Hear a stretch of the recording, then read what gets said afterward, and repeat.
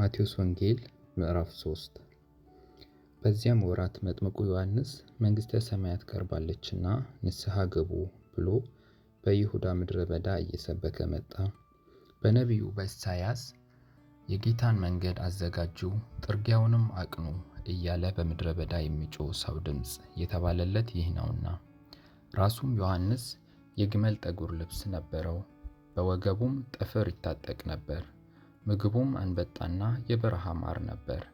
ያን ጊዜ ኢየሩሳሌም፣ ይሁዳም ሁሉ በዮርዳኖስም ዙሪያ ያለ አገር ሁሉ ወደ እርሱ ይመጡ ነበር።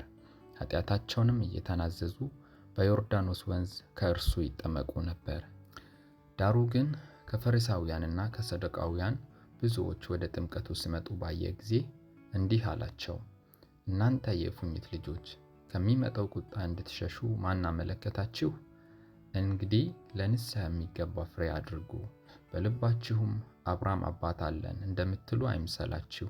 እላችኋለሁና ከእነዚህ ድንጋዮች ለአብርሃም ልጆች ሊያስነሳለት እግዚአብሔር ይችላል። አሁንስ ምሳር በዛፎች ስር ተቀምጧል። እንግዲህ መልካም ፍሬ የማያደርግ ዛፍ ሁሉ ይቆረጣል፣ ወደ እሳትም ይጣላል። እኔስ ለንስሐ በውሃ አጠምቃችኋለሁ። ጫማውን እሸከም ዘንድ የማይገባኝ ከኔ በኋላ የሚመጣው ግን ከኔ ይልቅ ይበረታል። እርሱ በመንፈስ ቅዱስ በእሳትም ያጠምቃችኋል።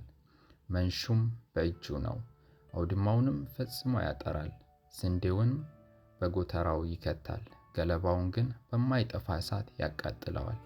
ያን ጊዜ ኢየሱስ በዮሐንስ ሊጠመቅ ከገሊላ ወደ ዮርዳኖስ መጣ።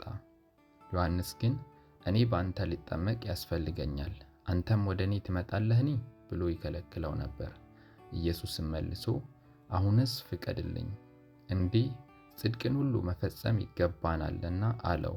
ያን ጊዜ ፈቀደለት። ኢየሱስም ከተጠመቀ በኋላ ወዲያው ከውሃ ወጣ። እነሆም ሰማያት ተከፈቱ፣ የእግዚአብሔርን መንፈስ እንደ ርግብ ሲወርድ በእርሱ ላይም ሲመጣ አየ። እነሆም ድምፅ ከሰማያት መጥቶ በእርሱ ደስ የሚለኝ የሚወደው ልጄ ይህ ነው አለ።